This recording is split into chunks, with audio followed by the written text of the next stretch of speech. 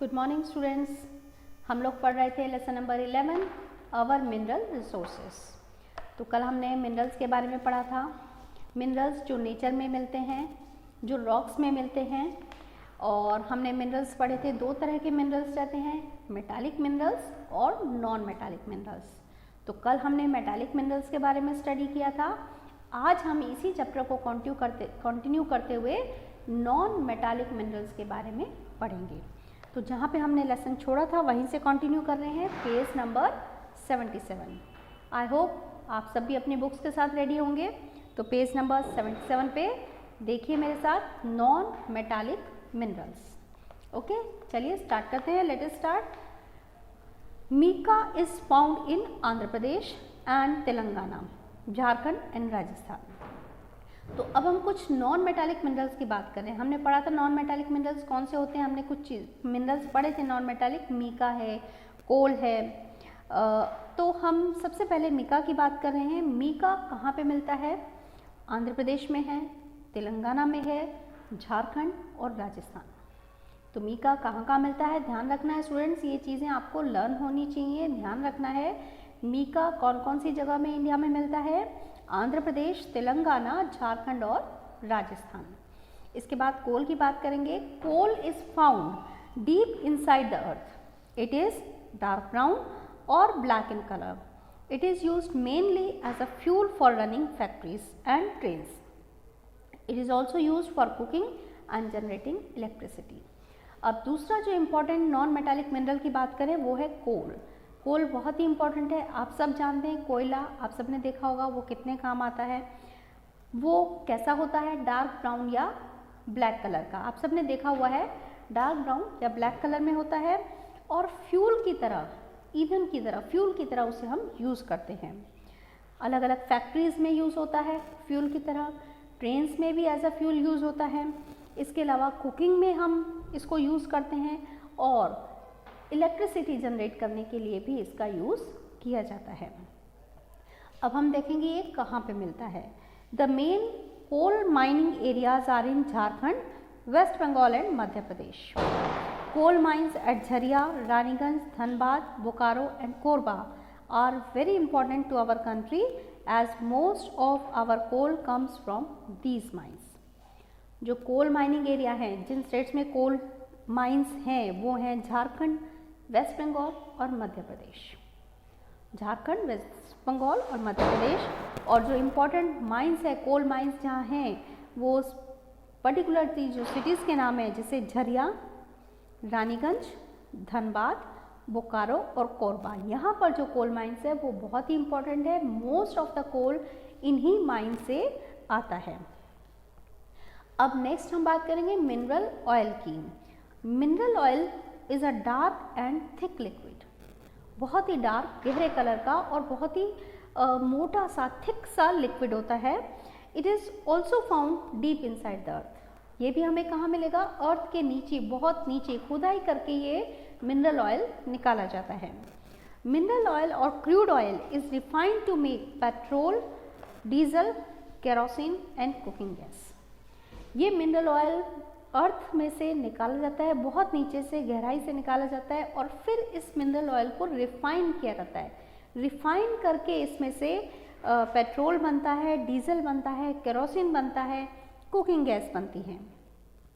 These are mainly used as fuel. और ये सभी चीज़ें फ्यूल की तरह हम यूज़ करते हैं डिफरेंट व्हीकल्स में, डिफरेंट इंडस्ट्रीज़ में, ट्रेन्स में। Wells are dug to reach the oil. An area with a number of oil wells is called an oil field. There are 3 major oil fields in our country. They are Digboy, Assam में, and Ankleshwar, Gujarat, and in Arabian Sea near Mumbai, Mumbai High. तो इसे नीचे से निकालने के लिए हम बहुत बड़ा सा, बहुत गहरा कुआं खोदते हैं। मिनरल ऑयल क्योंकि अर्थ के बहुत नीचे है तो उसे नीचे से निकालने के लिए एक बहुत गहरा खड्डा खोदा जाता है, वेल डग किया जाता है। और वो एरिया जिसमें ऐसे बहुत सारे वेल्स डग किए हुए हों, उस एरिया को हम कहते हैं ऑयल फील्ड। और इस तरह के oil fields, important oil fields जो हमारी कंट्री में हैं, वो 3 मेन ऑयल फील्ड्स हैं और वो 3 ऑयल फील्ड्स कहाँ पर हैं? एक है आसाम डिगबोई में, एक गुजरात अंकलेश्वर में और एक मुंबई के पास अरेबियन सी में, जिसे हम मुंबई हाई भी कहते हैं। India has many refineries to refine the crude oil. These are at Kochi, Visakhapatnam, Vadodara, Koyali, Mathura, Haldia and Baruni. Natural gas is also found with mineral oil in some oil fields. It is mainly used as a fuel. तो students, oil निकालने के बाद in oil field से जो important 3 oil field बनाई, oils निकालने के बाद क्रूड ऑयल को रिफाइन किया जाता है। उसको रिफाइन करने के लिए बड़ी बड़ी रिफाइनरीज सेटअप की हुई हैं और वो रिफाइनरीज कहाँ पर हैं? जो मेन रिफाइनरीज हैं वो कोची, विशाखापट्टनम, वडोदरा, कोयली, मथुरा, हल्दिया और बरूनी में हैं। और जब ये रिफाइन किया जाता है तो नेचुरल गैस भी प्रोड्यूस होती है इसी मिनरल ऑयल से और इस नेचुरल गैस को भी हम फ्यूल की तरह यूज़ करते हैं।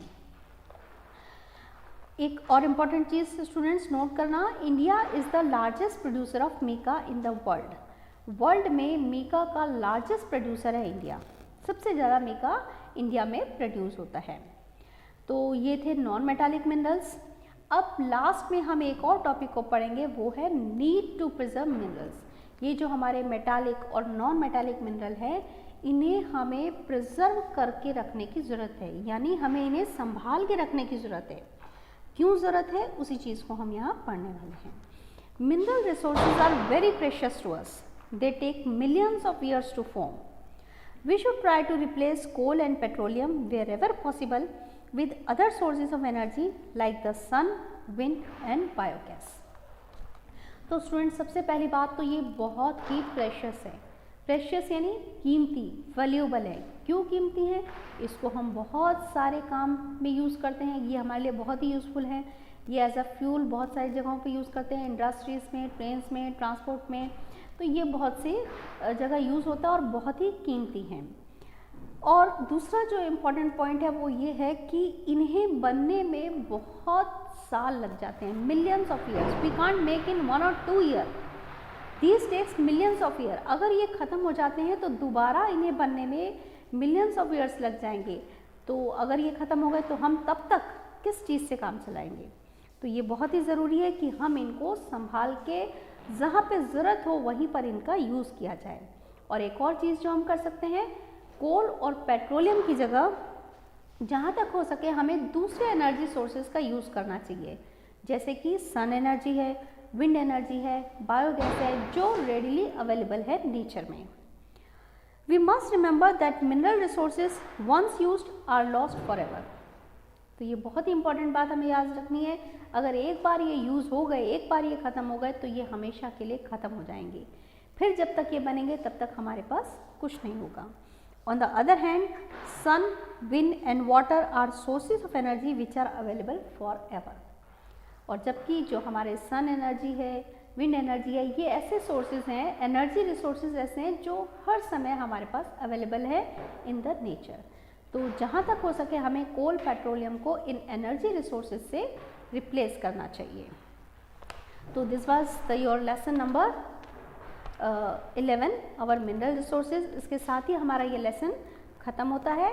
आई होप आप सभी इस लेसन को समझे होंगे अच्छे से, और एक बार और आज आपको इस लेसन की अच्छे से रीडिंग करनी है।